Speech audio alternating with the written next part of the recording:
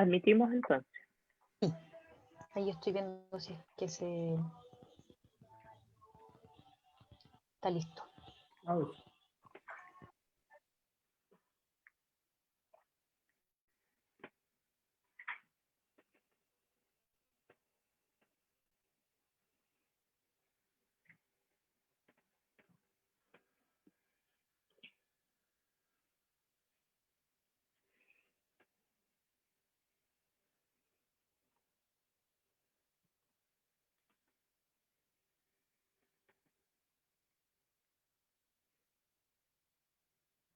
Hola, buenas tardes a todos. Hola, Hola, hola. hola. Bienvenidas y bienvenidos. Hola, hola a todos. ¿Qué tal? ¿Cómo están? Bueno, igual se nos repiten algunas caras de ayer, David. Sí, hartas caras. Elizabeth, la hemos visto harto. Sí, Elizabeth. Luciano está ahí esperando que lo invitamos. También. La Dorca también estaba ayer.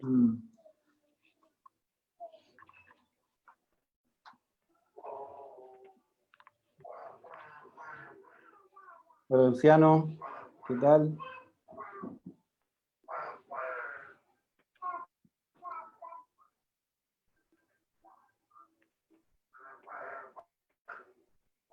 Gracias, Elizabeth. Siempre fiel pichi de agua.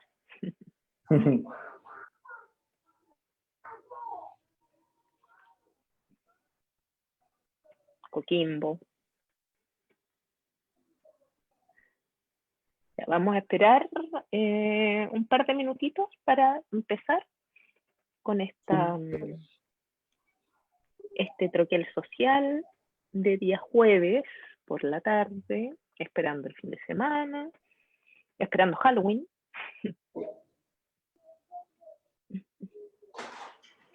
Aunque va a ser un Halloween medio fome para los niños, yo creo, porque no creo que puedan salir a buscar dulces. Sí, yo ayer vi acá un departamento muy adornado, pero solo eso. Sí, Quizás puros vengan adornos. acá, en el edificio, puerta por puerta. Claro, del mismo edificio.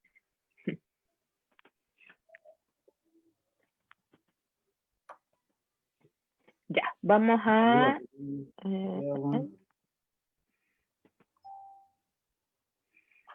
Bueno, tú meter en 15 y habemos 17, así que estamos bien.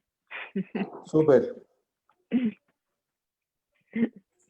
Ya, vamos a empezar entonces. Les doy la bienvenida una vez más a este nuevo Troquel Social.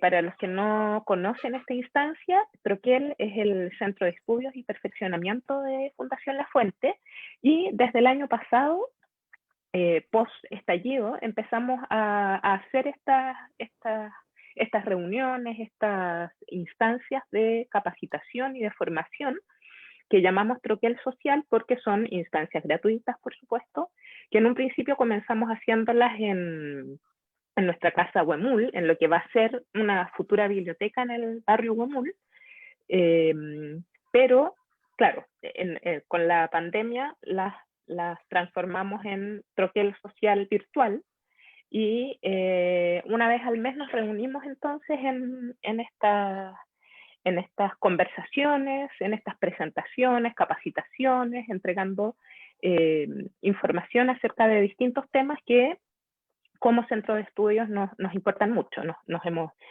pasado por narrativa gráfica, por imagen, por lectura de imágenes, por distintos temas que consideramos relevantes a la hora de acercarnos a los libros para niños y para jóvenes.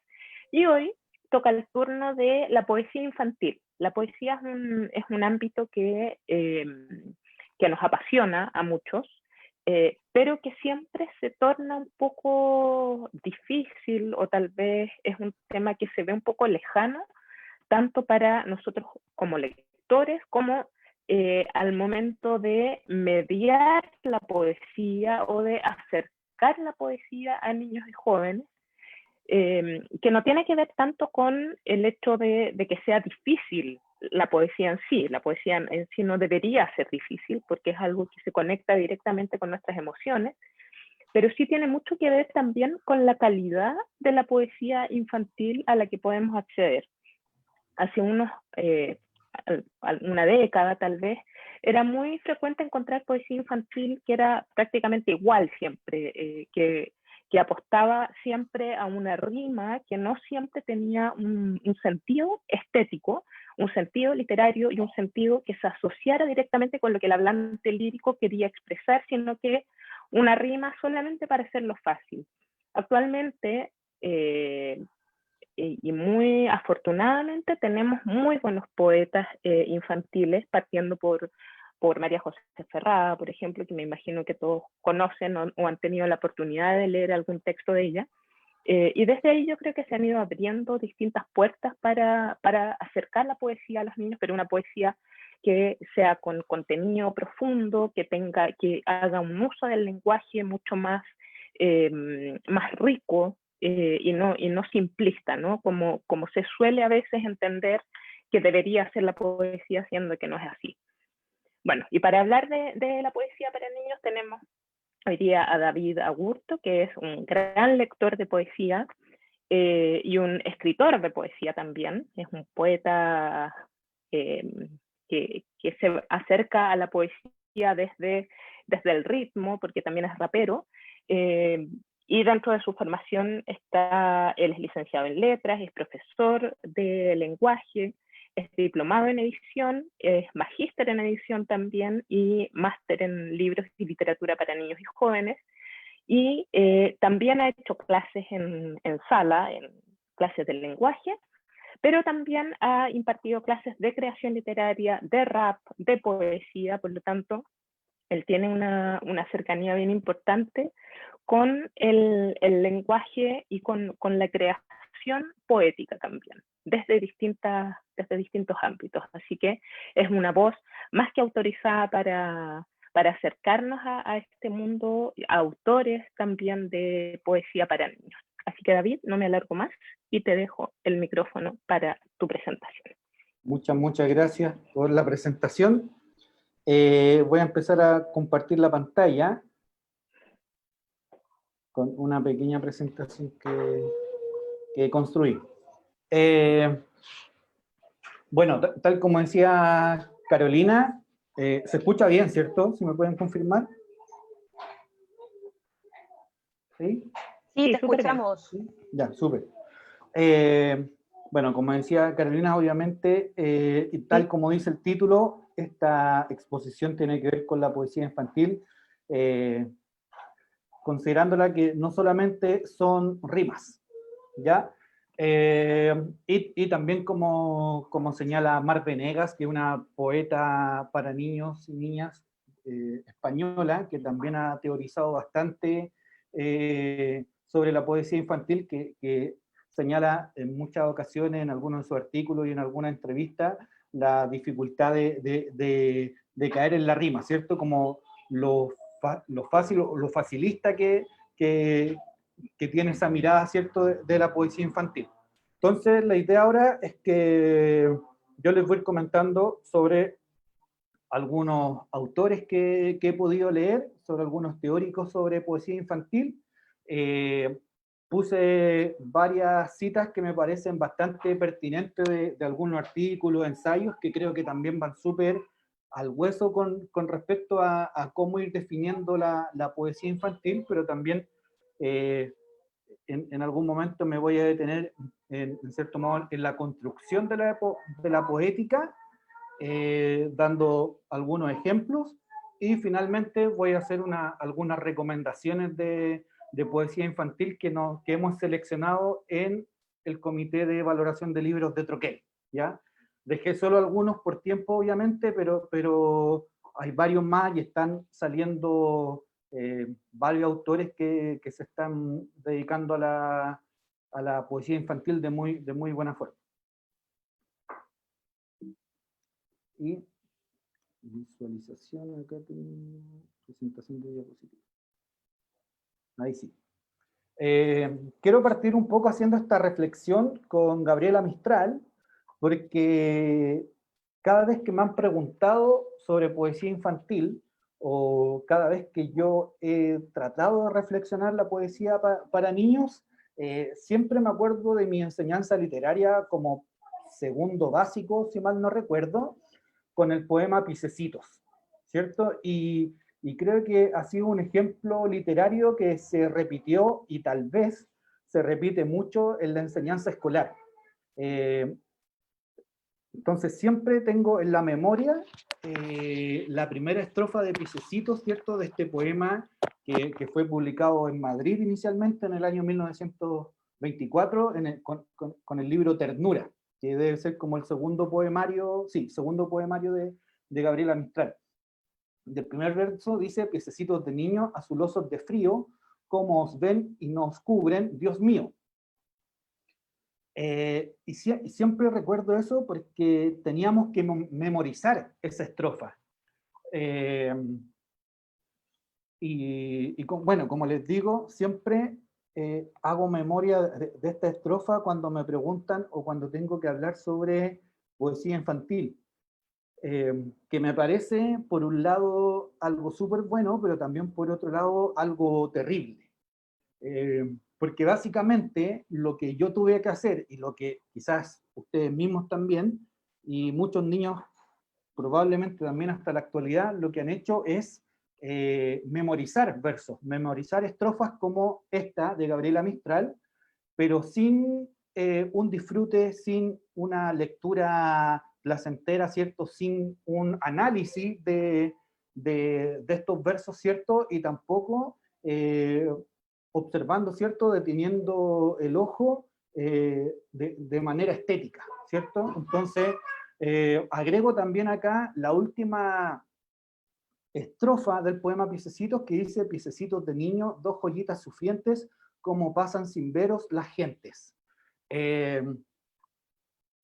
Si uno empieza a investigar en la web o en algunas bibliotecas, se va a dar cuenta que el poema Piececitos debe ser uno de los más estudiados de Gabriela Mistral, y se hace mucho el análisis social, ¿cierto?, de este poema. Y yo me preguntaba, me he preguntado estos días, preparando esta presentación, ¿por qué no hablamos de eso, de la carga social que tiene este poema, del sentido que tiene este poema, sino que simplemente queda en la memorización de los versos para una posterior recitación, ¿cierto? O sea, en los proyectos que hemos tenido desde Troquel o desde Fundación La Fuente, nos hemos topado varias veces con este escenario, donde hay jornadas, ciertos festivales de recitales de poesía, donde los niños también de forma de memoria, ¿cierto?, van recitando algunos poemas de algunos autores que son bastante referenciales, ¿cierto?, en la enseñanza literaria escolar, pero queda en eso, ¿ya? Todo esto lo cuento como anécdota para partir de la premisa que la poesía infantil, o en este caso la mediación de la poesía infantil, está súper alejada de lo que realmente es la poesía. De hecho, hay varios autores teóricos que hablan de que la poesía es imposible explicarla sin poesía. Cuando preguntan, bueno, ¿qué es poesía infantil?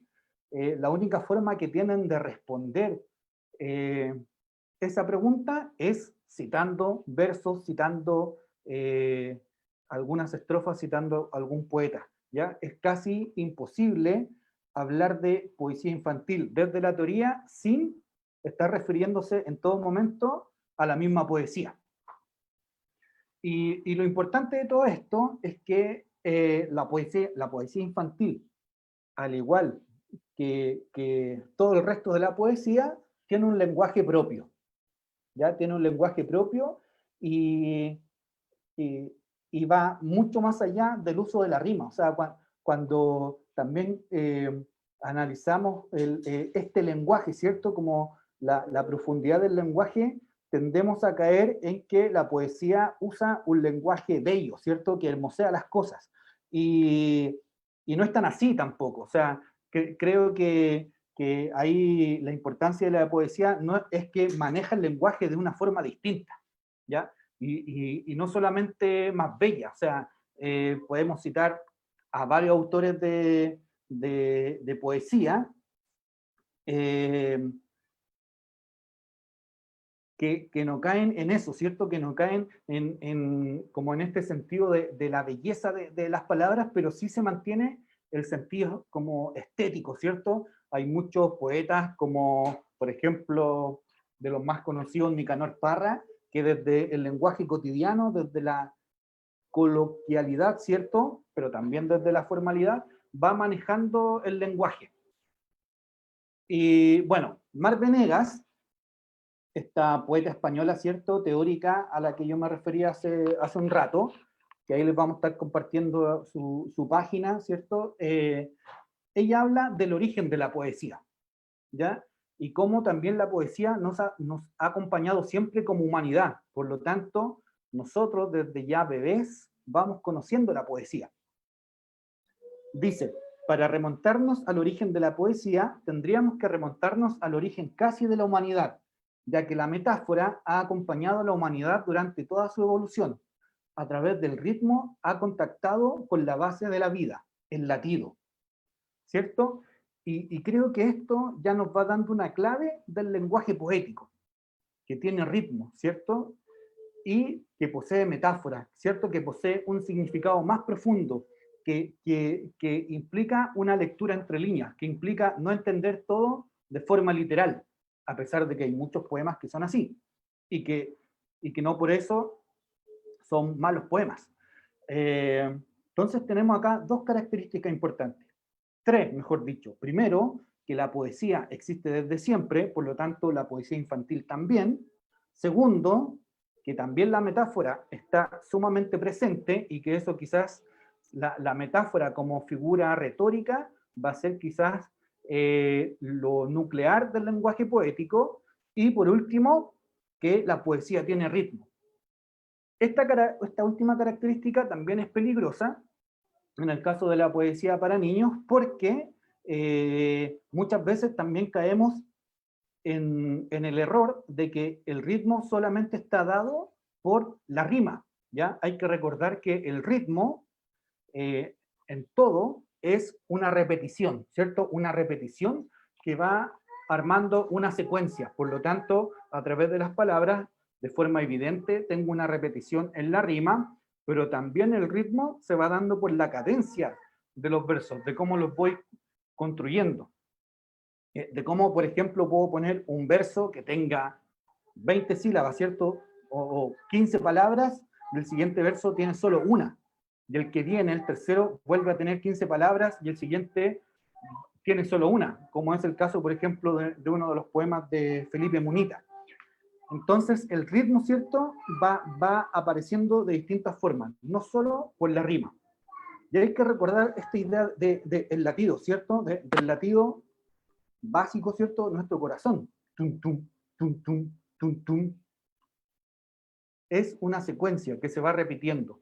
Cuando yo he dado los talleres de rap, lo primero que enseño y que vamos aprendiendo con los niños y las niñas y con los jóvenes es el ritmo musical, antes que el ritmo de las palabras, ¿ya? Porque en el rap también hay una secuencia básica de sonidos que se van repitiendo. Entonces, esto es súper importante.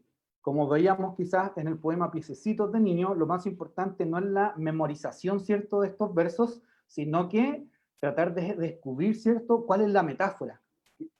¿Qué es lo que está oculto ahí entre esos versos? Y evidentemente, ¿cierto?, se trata ese poema de un niño que está, ¿cierto?, en una especie de situación de calle o en abandono, ¿cierto?, y que no tiene zapatos, que está hablando de una situación social gravísima. Siguiendo con este lenguaje, ¿cierto?, tenemos que hablar del funcionamiento de la poesía. Y acá Silvia Martínez Carranza de Delucci, que también es una importante teórica sobre mediación lectora y se ha especializado más en la relación entre periodismo y literatura, y tiene un artículo bastante interesante en relación a eso, que va más allá de la poesía, obviamente. También habla de poesía. Hay acá una antología de la editorial Comunicarte, que aquí la voy a mostrar. No, traté de encontrarla en la web, pero no estaba, así que si dan algún día con este libro, no sé si se ve en la pantalla. No, lo estoy compartiendo, después se los puedo mostrar. Pero dice Libros en vuelo, literatura, infancia y sociedad. Y en este libro, Silvia Martínez habla sobre las 3 lecturas para el sostén del mediador, ¿ya? Entonces habla de mediación de poesía infantil. Y una de las cosas claves que nos dice es que la poesía tiene un pie en la subjetividad. Por un lado, del autor y del lector, y por otro lado, y otro, en la cultura, ¿ya? Entonces es imposible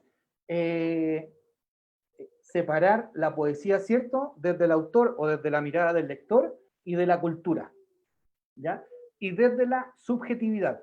Eso es súper importante y quizás, a pesar de que hay mucha subjetividad en toda la literatura, de forma especial, la subjetividad es un rasgo de la poesía, pero no solamente del creador, no solamente del poeta, sino que también de la subjetividad del lector, ¿ya? La poesía siempre tiene que ver mucho con las emociones, con sensaciones, ¿cierto? Con aspectos de esa índole, con la emotividad, ¿cierto? De cómo yo estoy interpretando el mundo. Por lo tanto, tiene mucho que ver la poesía con la subjetividad del lector.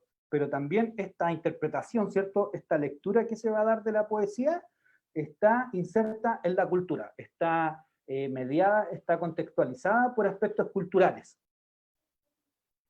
Y Silvia Martínez continúa diciendo: sus textos organizan las palabras de caprichosas maneras y evitan la reproducción mecánica del lenguaje cotidiano. Y añade, si lo incorporan, construyen con él funcionamientos secretos, nuevas intenciones. Y acá también me parece un elemento clave que respalda un poco lo que yo estaba comentando, de cómo la poesía, ¿cierto?, va manejando el lenguaje, ¿ya? Y esta parte me parece muy bella, ¿cierto? De cómo las palabras se organizan de manera caprichosa, ¿cierto? Cómo el poeta va manejando este lenguaje a su antojo, pero también cómo el lector va descifrando este lenguaje a su antojo también. Y también evitar la reproducción mecánica del lenguaje cotidiano. Y me parece que también este es un rasgo fundamental del funcionamiento del lenguaje poético, porque muchas veces nos encontramos con poemas que parecen ser infantiles solo porque poseen rima, pero finalmente toda la construcción poética está armada desde el lenguaje cotidiano, que recae de una forma simplista, ¿cierto?, en ese uso. ¿Ya? No es como acá, como señala Silvia Martínez, que le da una nueva intención, ¿cierto?, que construye con él funcionamientos secretos. No, es completamente literal. Entonces se olvida quizá un poco de lo metafórico, ¿cierto?, de la alegoría que está presente en los poemas. Bien, Silvia Martínez también continúa, y quise poner esta cita también porque acá ya hace una reflexión directa sobre la poesía infantil. La que leíamos anteriormente quizás se puede abordar desde toda la poesía. Y ella dice: los poetas apuestan con firmeza y generosidad por la liberación del pensamiento y de las palabras, y entre ellos los que escriben para niños, no quienes llenan páginas de lugares comunes, emociones predecibles y rimas vacías, sino aquellos artesanos que, confiados en la fuerza creadora del lenguaje, componen sus obras desde una visión respetuosa de la infancia y de la diversidad social, étnica y cultural, con un plan estético cuidadosamente elaborado. Su quehacer está dirigido a la ilimitada fantasía infantil, su poder inaugural del lenguaje, la libertad para descubrir el mundo, la aguda mirada sobre las conductas adultas, la diversión y el placer por las invenciones. acá ya tenemos también varias cosas que extraer, ¿cierto? Para hablar de poesía infantil, de su funcionamiento, de su construcción. Y me parece algo súper fundamental, ¿cierto? Que también no solamente lo hablamos en poesía infantil, sino que lo hablamos siempre cuando hablamos de mediación de literatura infantil y juvenil, que es no mirar en menos a los niños y niñas. Y creo que Silvia Martínez apunta a eso, ¿cierto? Apunta a que el poema, a pesar de que está escrito por un autor o una poeta adulto, ¿cierto? Tiene que tener esta mirada desde la infancia, tiene que tener el ojo del niño y de la niña. Entonces tiene que crear mundos que tengan relación con esa mirada, no con la mirada adulta, ¿cierto? Que tenemos sobre los niños. Nuestra mirada, ¿cierto? Mirando lo que hacen los niños y niñas, no es nuestra mirada de cómo entendemos, ¿cierto? Ese mundo, sino que es tratar de ponerse en los zapatos del niño y niña, ¿cierto? Para que los versos, ¿cierto? Contengan esta mirada tan creativa principalmente. Entonces, eso pasa mucho. Encontramos muchos poemas, yo les voy a mostrar un par de ejemplos de poemas, por ejemplo, de la importancia de bañarse. Y usamos rima también. Entonces, tienen ahí como un fin didáctico, un fin pedagógico, pero no tiene absolutamente nada que ver con la mirada creativa o la mirada imaginativa, ¿cierto? Que tienen los niños. Esa mirada tan imaginativa, es propia de la poesía infantil, ¿ya? Esa mirada es muy poética de los niños. Esa mirada que tienen, esa visión de mundo, es súper creadora de muchos mundos, ¿ya? Es súper fácil, y voy a poner un ejemplo que extrapola de la poesía. En algún momento vi un cortometraje, si mal no recuerdo, argentino, que se llama La Caja, y básicamente son 7 minutos de un niño que encuentra una caja de cartón, como no sé, de una lavadora en su casa, y empieza a transformarla. Entonces, primero es una cabaña, después es un auto, después es un avión, es una lancha, es un helicóptero, en un momento se le cae a un riachuelo, se moja entera la caja y todos pensamos, como observadores del cortometraje, que ya la caja murió, que no va a servir para nada, pero él toma un secador y la seca y vuelve a jugar y a inventar cosas. Esa mirada tan ingeniosa que tiene el niño, ¿cierto? Es súper poético. Y eso también debiese transmitir el poeta infantil, ¿cierto? Al crear su texto, ¿ya? Tal como dice acá Silvia Martínez, su quehacer está dirigido a la ilimitada fantasía infantil.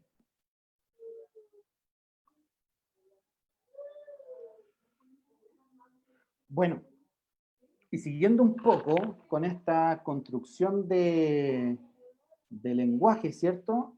Hay algo súper importante. Hay una doble sintonía en los poetas, ¿ya? Que tiene que ver un poco con esta mirada infantil, pero también, en cierto modo, con la mirada adulta. Hay muchos poemas también que tienen la mirada adulta y que están apelando como a cierta nostalgia de la infancia. Bueno, acá tengo un pequeño poema, ¿cierto? Un fragmento de María José Ferrada del poemario Niños, muy conocido, que tuvo su primera edición por Grafito Edición en el 2013. Ahora tiene una edición por Liberalia en Chile, y también ha sido publicado por Ediciones del Castillo en México. Este poemario, para los que no lo han leído, María José Ferrada le da voz, ¿cierto? Le inventa una pequeña historia a los 32 niños que fueron torturados y asesinados o son detenidos desaparecidos durante la dictadura militar en Chile.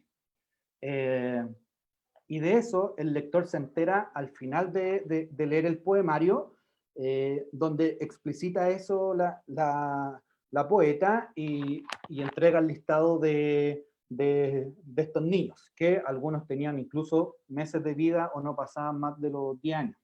Creo que hay un par de 14, algo así.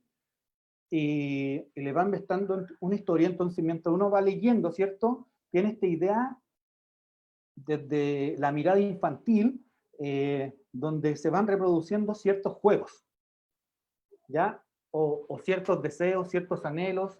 Tiene mucho que ver con que cada niño tenga una mirada que los mantiene como niños. Entonces, este poema, y cada poema se titula con el nombre de cada niño o niña. Entonces, este poema se llama Macarena.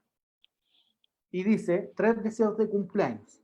Que todo el año sea verano, encontrar la estrella que duerme en la mitad de las manzanas, descubrir un hormiguero secreto. ¿Ya? Entonces, por un lado, si uno piensa también, o recuerda cuando uno era niño, o cuando uno era niña, siempre deseábamos este tipo de cosas, ¿cierto? O sea, como, ojalá todo el año sean vacaciones, ¿cierto? Que las vacaciones sean más largas, que las clases duren 3 días, no sé, que todos los días despierta y coma, no sé, kuchen de manzana porque me gusta mucho, o un pastel, o que las horas sean más largas para poder jugar más. Entonces tiene un poco ese sentido, ¿cierto? Pero cambia mucho el sentido, ¿cierto? Como, bueno, un niño lo puede reconocer, yo también quiero cosas así, y también el adulto puede decir, oh, yo también pedía ese tipo de cosas en la infancia, pero también hay una vuelta de sentido, ¿cierto? Cuando al final descubrimos que son niños que fueron desaparecidos o asesinados durante la dictadura militar. Porque de inmediato, al releer este poema, pensamos en una infancia interrumpida, ¿cierto? Y hay un quiebre profundo en el lector al darse cuenta de eso. Acá puse una ilustración de María Elena Valdés, que una de las ilustraciones que aparece en la edición del Castillo, y que también son las ilustraciones que ahora tiene la edición de Liberalia. Y acá también agrego otra frase importantísima que era en relación a lo que estoy explicando. Bueno, ¿cuál es esta doble sintonía de la poesía infantil? Son los sueños de adultos de cómo debiera ser el mundo y la aventura del lenguaje de los chicos, cuando transforman la realidad mientras juegan. Y creo que eso es súper importante, mantener, ¿cierto?, estos dos ejes al momento de escribir, de leer o de mediar la poesía infantil, ¿cierto? Como yo, poeta, desde adulto, como yo, mediador, estoy viendo el mundo, ¿cierto? Y cómo me gustaría cambiarlo, y paralelo a eso, también cómo los mismos niños o niñas lo van cambiando, o sea, cómo transforman la realidad mientras juegan. Y ahí podríamos meter, ¿cierto?, mucha teoría del juego, por ejemplo, donde los niños se toman muy en serio el juego, ¿cierto? Entonces, cuando un niño va a leer un poema que está muy bien construido, como los de María José Ferrada, de inmediato se va a dar cuenta de esta transformación de la realidad y se va a poder imaginar esta transformación de la realidad, o cómo esa realidad se va evidenciando.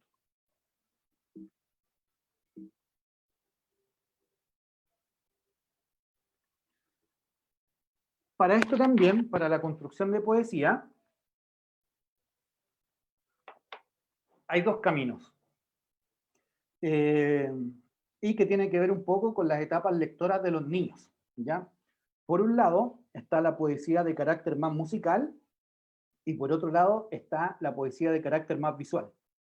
Con musical no me refiero a que sea una poesía musicalizada, a pesar de que la hay, y con visual tampoco me refiero a que sea una poesía ilustrada, a pesar de que hoy en día la mayoría de la poesía infantil también se ilustra, sino que me refiero principalmente a la etapa o al camino musical como la poesía más rítmica, ¿cierto? Y que sí, efectivamente, usa más rima o distintos recursos rítmicos, ¿ya? Como otras repeticiones, ¿cierto? Como la repetición de un verso, y ahí van surgiendo quizá todas las figuras retóricas que hemos conocido en la etapa escolar.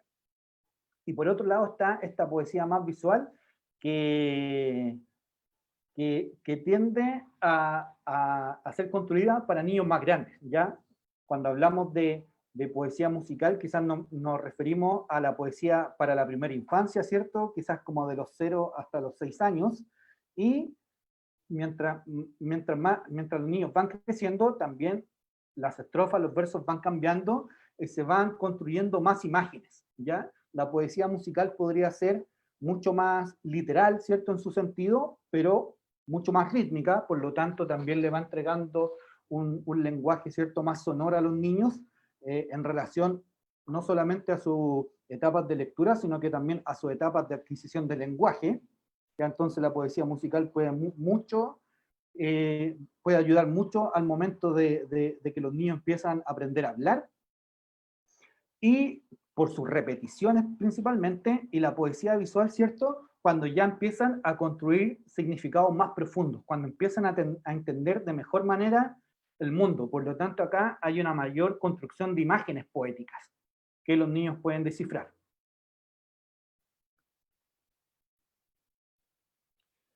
Bueno, acá les quiero mostrar tres ejemplos, dos de mala poesía infantil, y lo digo así con todas sus letras, porque también hay una confusión, ¿cierto?, que siempre pasa en el mundo de la LIG, que es infantilizar las cosas, ¿cierto? Y lo infantil no es lo mismo que lo infantilizado. Entonces, estamos siempre hablando de poesía infantil y no de poesía infantilizada. Disculpe.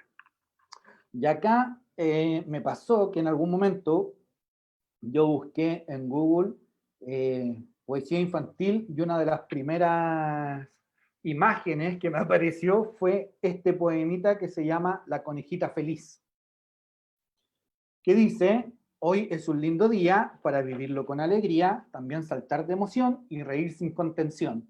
Me comeré un pastel y te daré un abrazo, haré un rico cóctel y dormiré en tu regazo. La luna ya va a salir y yo tendré que dormir, soñaré que tomo un helado y que tomo sol de costado. ¿Ya? Básicamente es una lista de acciones que cualquier niño podría desarrollar durante el día, ¿cierto? De despertar con alegría, de jugar, ¿cierto? Estar saltando, estar riendo, de comer, ¿cierto? De te daré un abrazo, y después de irme a dormir y de soñar, ¿ya? También ocupando ciertos temas súper recurrentes también en la literatura que ha sido infantilizada. Y lo peor de este poema, creo que es la ilustración, ¿ya? Si conocen al autor y a la ilustradora, o están acá, díganle nomás que dije estas cosas. Bueno, acá la ilustración no dice absolutamente nada. De hecho, me recuerda mucho como estos típicos dibujos que aparecen en los envases de chocolates de huevos de Pascua, que simplemente está adornando ahí el poema y no aporta absolutamente nada. Y creo que también es algo súper importante, porque si bien la poesía ya tiene un lenguaje visual, ¿para qué es la ilustración? Entonces ahí los ilustradores también tienen como una doble pega, porque también tienen que ilustrar algo que ya posee una imagen. Y les quiero mostrar otro poema que creo que es mucho más terrible que el anterior, que aparece en una revista, ¿cierto?, pero que tiene un fin pedagógico importante, pero que creo, claro, que al final no hay nada de poesía acá. O sea, creo que puede ser una ayuda para explicar algo pedagógico, algo didáctico, pero finalmente hay poca poesía aquí. El texto se llama Proteínas, dice: a crecer ya, con nosotros lo lograrás. Globulito rojo ya creció y musculito lo acompañó. Se vienen ya las proteínas en acción, huevo duro y don poroto, no dejemos de ingerir.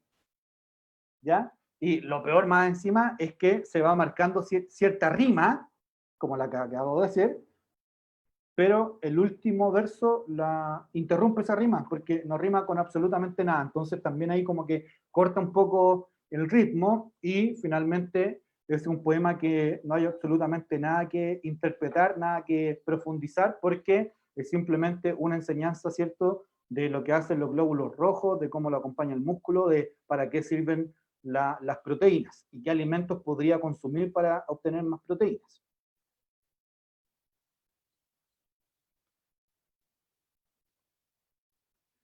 Y Ana Pellegrin, que es una especialista en literatura para la primera infancia y tiene un muy buen libro que se llama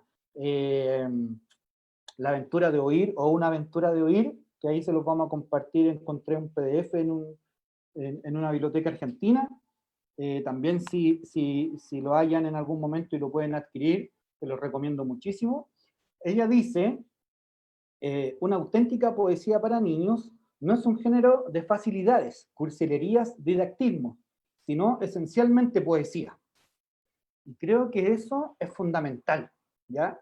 Es decir, la poesía infantil es poesía, y punto, ¿ya? No es una ayuda para enseñar cosas, no es un texto para hablar de cursilerías, o sea, si hay que dejar de lado esta mirada, ¿cierto?, de que la poesía es bonita y que la poesía es amorosa, hablo de la poesía en general, también hay que dejarlo de lado en la poesía infantil.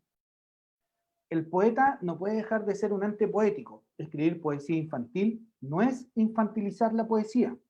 El infantilismo poético es un atentado contra la belleza y contra la sensibilidad del niño. Yo no creo, decía Rabindranath Tagore, que deba volver infantiles las cosas que presento a los niños. Yo respeto a los niños y ellos me comprenden, ¿cierto? Que es algo que también estaba comentando anteriormente. O sea, cuando uno le muestra un poema a un niño, cuando uno le lee un poema a un niño y conversa sobre ese poema, realmente se puede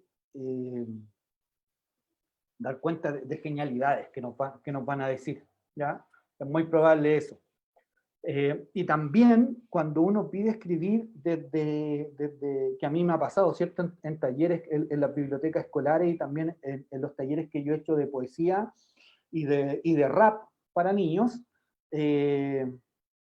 o sea, rap hecho por niños, me he sorprendido mucho con lo que escriben. O sea, niños de 12 años escribiendo unas reflexiones de la crítica social, de cómo está el mundo, ¿cierto? Desde la construcción neoliberal y capitalista, otro hablando sobre la muerte, o niños más pequeños, recuerdo en una feria del libro de Santiago, que estuvimos ahí con Fundación La Fuente, con una biblioteca mostrando las novedades de las editoriales.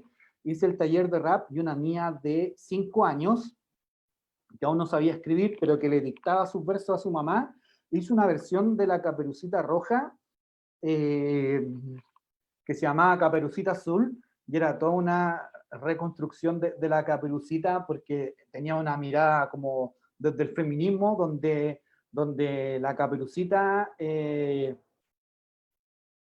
derrotaba al lobo, no necesitaba ayuda de nadie más. Entonces a mí también ahí me pareció como increíble. Creo que eso es súper importante también considerarlo, o sea, como no olvidar eso, que pasa absolutamente en toda la literatura infantil, de no menospreciar la mirada y lo que no tienen que decir los niños.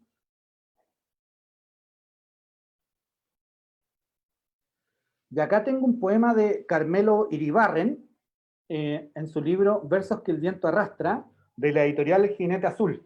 Les recomiendo mucho esta editorial. Tiene una colección de poesía con solo 4 poemarios por el momento, uno de ellos de María José Ferrada, y es una colección muy bonita, muy elegante en su edición, en su factura, en sus ilustraciones también, y tiene lo que ahora sería como el otro lado de la moneda, ya no poesía infantilizada como le estaba mostrando recientemente, sino que poesía infantil. Y tenemos este texto que dice lo que dice la farola, ¿cierto? Este farol, el foquito en el poste, como lo podemos conocer acá en Chile. Bueno, el texto dice, qué vida más arrastrada, de día los perros y de noche los borrachos. ¿Por qué no nos sería lámpara? Un poema súper breve, ¿cierto? Y que le da esta personificación a la farola, ¿cierto? Reflexionando de lo triste, de lo malo que ha sido su vida, porque no ha sido lámpara, ¿cierto? Y ahí podemos hacer incluso, quizás los niños van a hacer el vínculo entre las lámparas que tengan en la casa, quizás tengan una lamparita de mesa, pero también está esta mirada adulta de que uno de inmediato se da cuenta y que provoca cierta risa, que, bueno, ¿qué es lo que hacen los perros de día y qué hacen los borrachos de noche? Evidentemente debe ser orinar, ¿cierto?, sobre esta farola. Por lo tanto, más allá de cumplir su función de iluminar el camino, también se transforma en un baño para un animal o para un grupo de personas. Quizás esto es lo entretenido de la poesía infantil, que al igual que los buenos libros infantiles, los buenos álbumes infantiles, tiene esta doble lectura, ¿cierto? Que la puede hacer un niño o la puede hacer un adulto.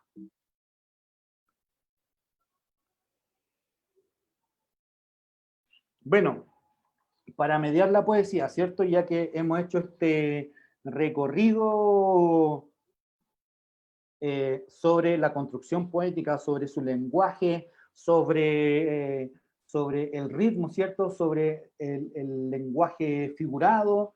Tenemos que ir llegando, ¿cierto?, a la mediación de la poesía, a cómo, si soy poeta o soy mediador de lectura, puedo mediar la poesía, que quizás debe ser uno de los textos más complejos de mediar, pero creo que también tiene que ver esta complejidad porque somos súper temerosos como mediadores de compartir poesía. Y generalmente somos muy poco lector de poesía, que eso también influye mucho, ¿ya? Como tal vez, ¿cierto? En algunos casos cuando leemos narrativa, por ejemplo, nos podemos ir imaginando los acontecimientos que nos van contando. Sin embargo, con la poesía es un poco más dificultoso ese proceso porque hay que hacer un esfuerzo mayor, ¿cierto? De ir interpretando, de ir dándole un sentido, un significado a lo que estamos leyendo. Y lo que yo quiero hacer acá también es compartir de nuevo algunas reflexiones que hacen algunos teóricos y no dar quizás una idea de lo que, como un manual de cómo mediar poesía, finalmente. Claro, no es un paso a paso, sino que, tal como lo hemos hecho hasta el momento, es como un poco dejar la reflexión sobre mediar poesía. Mar Venegas, nuevamente también, dice, una cosa está clara, la poesía no es educación, es literatura y es emoción, pero no educación, a pesar de su importancia como parte de la misma, ¿ya? Yo entiendo súper bien que en el ámbito escolar, obviamente, hay que enseñar algunas cosas, ¿cierto? Hay que enseñar el lenguaje métrico, hay que enseñar, ¿cierto?, la rima, el ritmo, la sinalefa, ese tipo de cosas. Hay que enseñar las figuras retóricas, lo del hablante lírico, todas esas cosas, todos esos tecnicismos que son parte del lenguaje de la poesía y que se aprenden en el colegio, pero hay que recordar que tiene que ver solamente con una mirada estructural, ¿ya? Entonces, el lenguaje poético va mucho más allá de eso. Entonces también quizás la invitación para los mediadores de poesía, sean profesores, sean encargados de biblioteca, o también la gente que quiera empezar a escribir poesía o ilustrar poesía infantil, tiene que tener súper claro eso, ¿ya? La poesía infantil es literatura, es poesía, es emoción, es sensibilidad, ¿ya? Y no es educación, a pesar de que se puedan utilizar algunos elementos, ¿cierto?, como de la pedagogía. Es más, es una válvula de escape a las rígidas normas del aprendizaje del habla y la escritura, del mismo modo que los niños juegan de manera simbólica para aprender ciertos ritos sociales y humanos. A cocinitas, a tenderos, a familias, jugar con el lenguaje les servirá del modo para construir una casa de las palabras fuertes y consistentes. Y acá yo creo que siempre me viene una imagen que tiene que ver con el arte visual, en verdad, de cómo nos enseñaban en el colegio, de cuando siempre nos decían, bueno, acá está el dibujo, acá está el cuadrado, ¿cierto? Está el círculo, tienen que pintar este cuadrado, tienen que pintar este círculo y no salirse de la raya, ¿cierto? No salir con el lápiz de color, salirse de esta línea que ya está marcada. Y creo que la poesía radica en salirse de esa raya, ¿cierto? Y entender de por qué uno se está saliendo de esa línea que ya me dieron pintada. Ahí está el acto poético, finalmente. Entonces creo que lo que dice Marc Venegas apunta a eso, ¿cierto? A que la poesía no está en la delimitación, sino que en lo que sale, ¿cierto? De esos límites, en lo que está rompiendo ahí como un poco las cadenas del lenguaje, las cadenas de cómo estamos viendo el mundo, las cadenas también de quizás de lo que propone muchas veces la educación, ¿ya? No olvidar esto, la poesía y la poesía infantil es literatura. Y también, como siempre decimos, desde la mediación de la LIG, a los niños hay que entregarle buena literatura. Y acá, para ir terminando, creo que vamos súper bien en el tiempo, les quiero hacer algunas recomendaciones, ¿cierto?, de libros que nos ha tocado leer y seleccionar desde el Comité de Valoración de Libros de Troquel.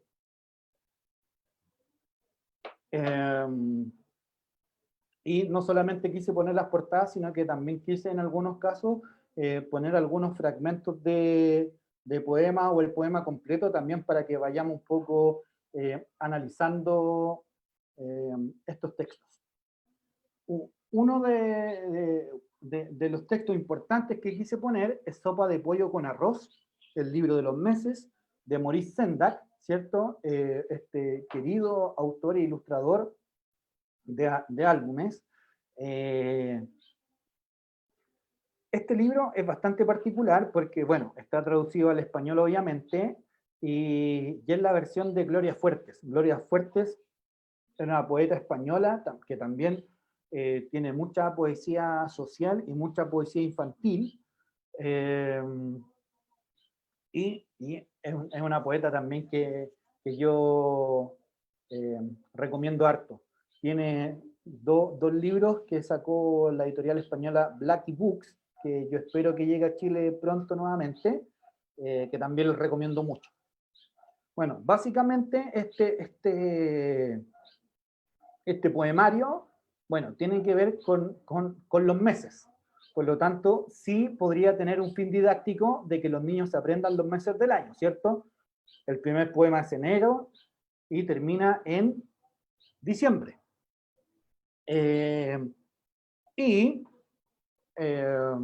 Lo que sí tiene solamente ese fin didáctico, ¿ya? Si se fijan, en este poema, por ejemplo, que se llama Mayo, no nos está hablando del mes en sí, no nos dice, bueno, es el quinto mes del año, ¿no?, que tiene tantos días, no se basa en eso.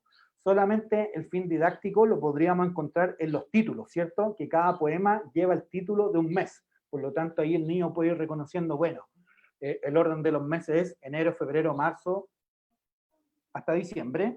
Pero la importancia de este poemario está en lo imaginativo, ¿cierto?, de los versos que propone Sendak.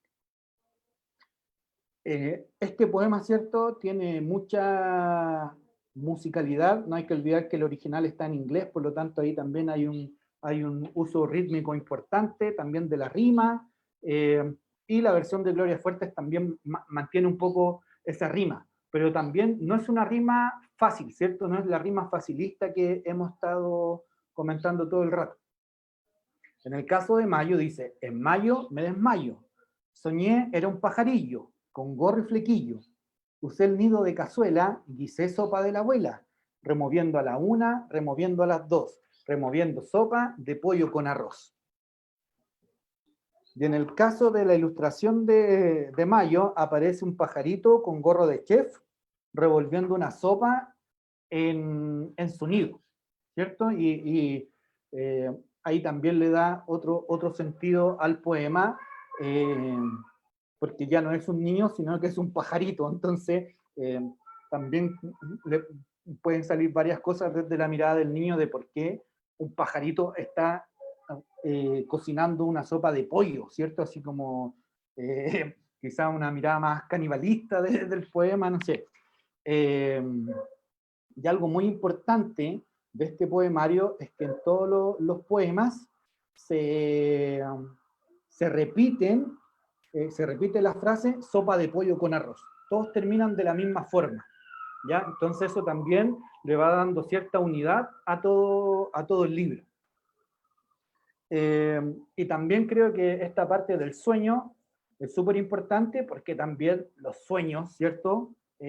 Son todo otro mundo que puede pasar absolutamente cualquier cosa, ¿cierto? En este caso de que el niño ya no es un niño, sino que es un pajarito. Y bueno, esta edición es de Calandraca, que también ha hecho un rescate importante de la obra de Maurice Sendak.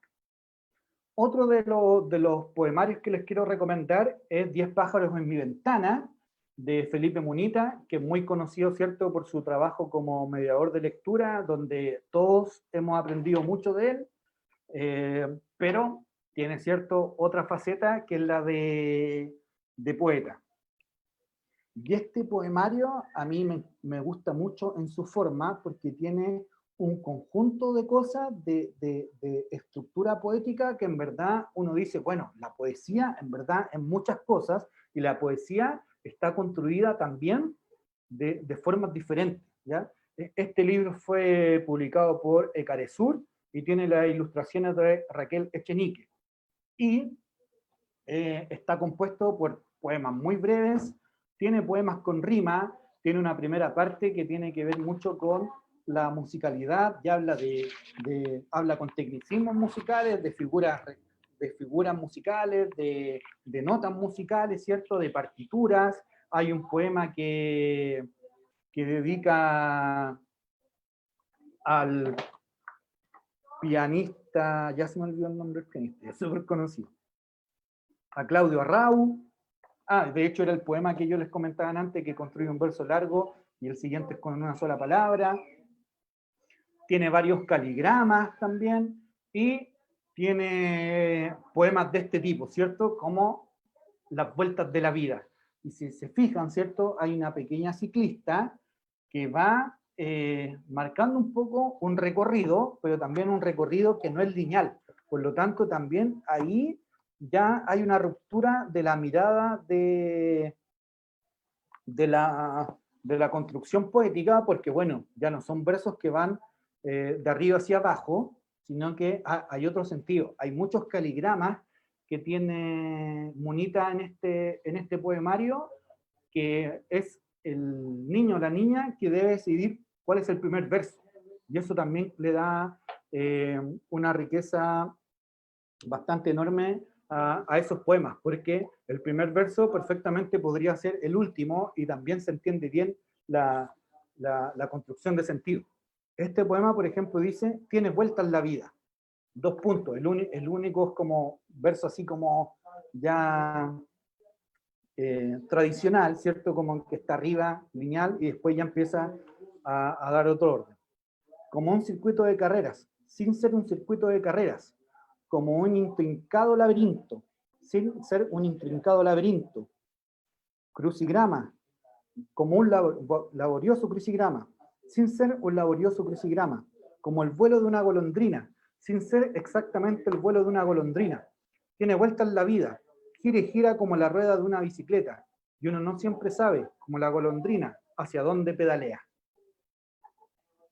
Entonces, obviamente, ahí hay una reflexión de la vida con que los niños también se van a poder sorprender. Otro de los libros que les recomiendo bastante, y debe ser uno de mis favoritos de mi querida amiga María José Ferrada, es Guardianes. Este libro fue publicado por Amanuta y está ilustrado por Mo Gutiérrez Serna, ¿ya? Pareciera que fueran como guardianes del universo, del planeta, no sé, porque apuntan, ¿cierto?, a que son guardianes como de elementos muy naturales, guardianes de las estaciones, por ejemplo, guardianes de la sombra, de la Vía Láctea, el guardián de los pájaros. Todos sus títulos son el guardián de algo, el guardián de los árboles. Ya tiene mucho que ver con la naturaleza, pero también aporta esta mirada infantil, esta mirada muy imaginativa que estábamos haciendo referencia hace un rato, ¿ya? Por ejemplo, en este poema, El guardián bajo la lluvia. Su tarea es recoger el agua del cielo, dar forma a las gotas y ayudarles a bajar hacia la tierra. Llueve. Abrimos los paraguas. Llueve. Y el guardián piensa que, vista desde las nubes, la tierra es un dibujo que se mueve allá a lo lejos, ¿ya? Esta mirada, ¿cierto?, de un guardián, ¿cierto?, que hay alguien en el cielo que forma la lluvia, que la lluvia no nace de una manera científica, ¿cierto?, como nos podrían explicar en otro libro, porque las nubes acumulan gas, ¿cierto?, o se van reuniendo, entonces en ese choque de nubes se forma la lluvia, sino que es otra mirada, ¿cierto?, de que hay una persona, hay un guardián, hay un ser que es quien forma la lluvia y también quien decide, ¿cierto?, mandar esa lluvia a la tierra. Entonces creo que este poemario me parece muy bonito en ese sentido porque respeta mucho esta mirada imaginativa de los niños.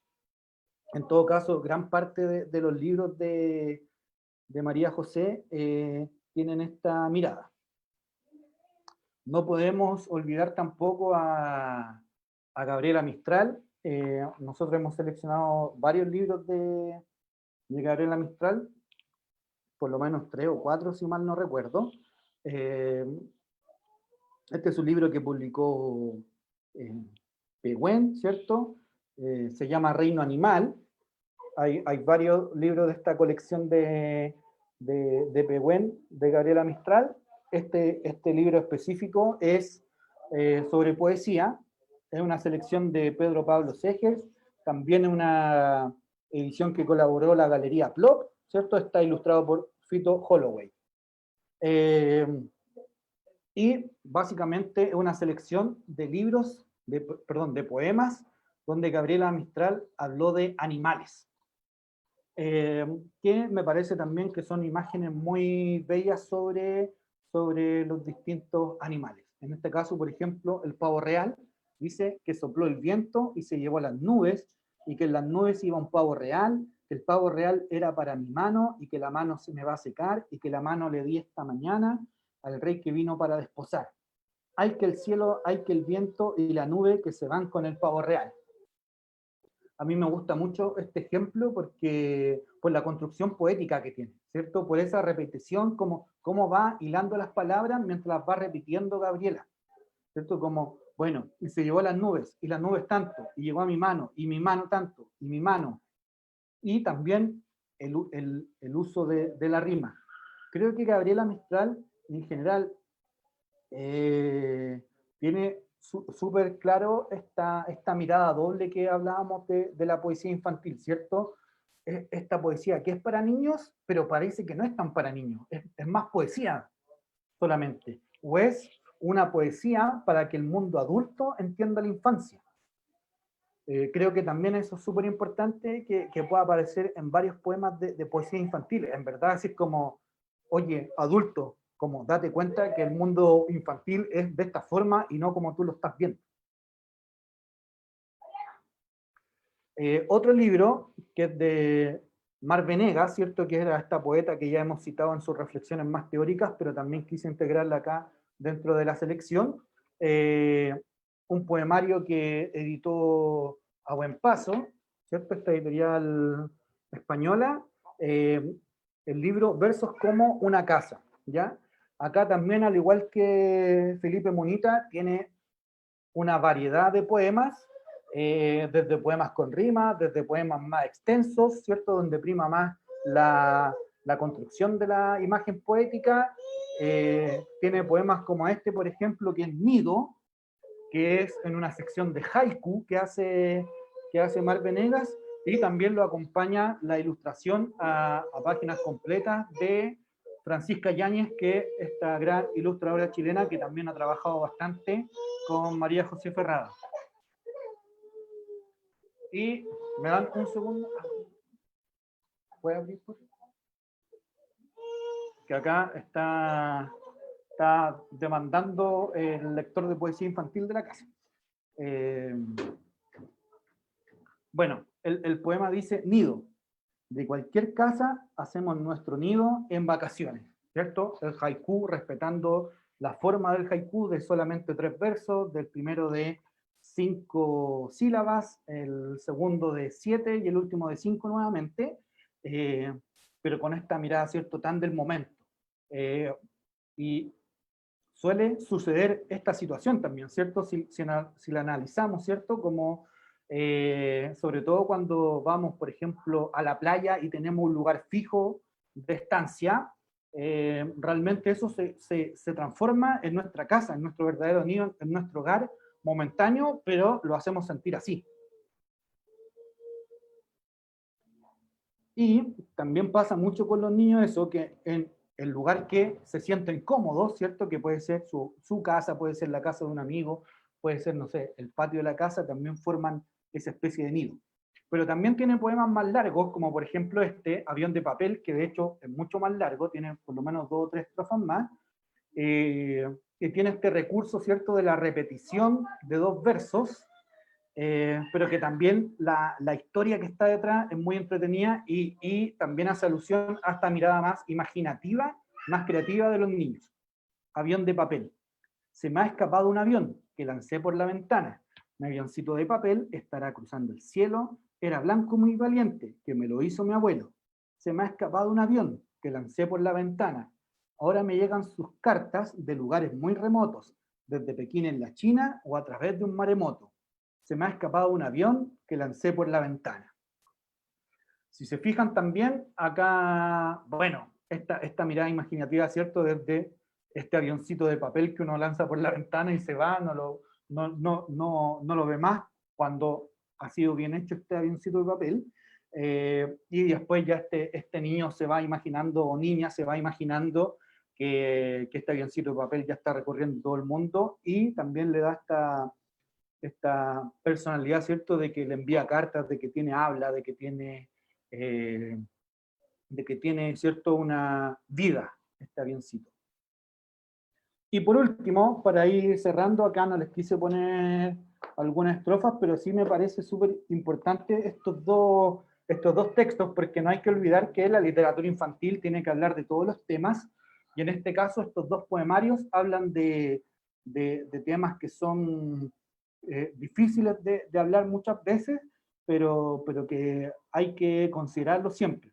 El primero es Júbilo, de Andrea Pizarro Clemo, que trabaja como autora, ¿cierto?, en el texto y en la ilustración, es más reconocida por su trabajo de ilustración. Y Júbilo es el romance del jardinero, donde básicamente, ¿cierto?, va mostrando cómo este jardinero se va apagando hasta que aparece una pequeña niña que va a tomar su lugar. Entonces,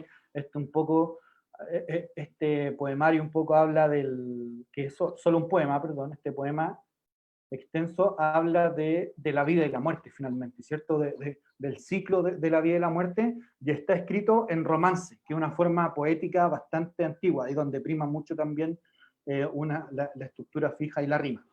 Y por último, Poemas de las Madres, de nuevo de Gabriela Mistral, que es prosa poética, ¿ya? Y que me parece muy interesante porque debe tener la mirada feminista de Gabriela Mistral. De hecho, ella escribe un prólogo donde explicita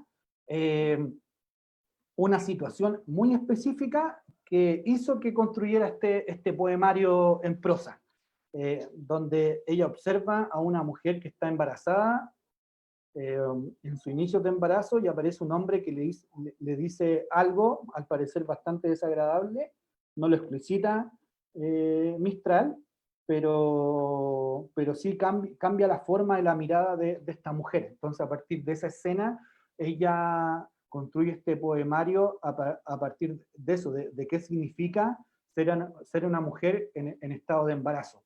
pero obviamente desde una mirada feminista. De hecho, en la época hubo muchas mujeres que le pidieron no publicar el libro, pero ella igual lo hizo. Por algo es Gabriela Mistral. Y eso sería.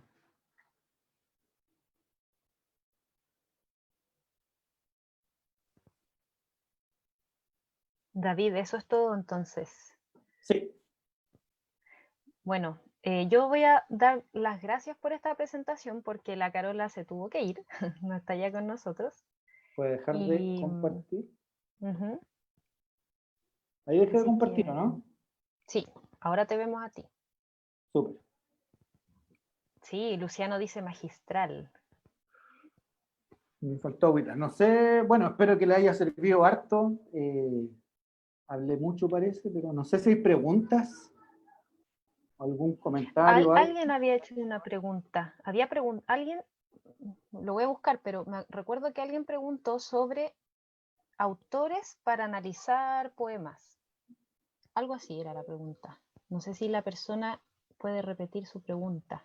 Ah, ¿qué autores podemos leer que analicen poemas? Aquí la encontré, Bastián Labra. Ya, genial.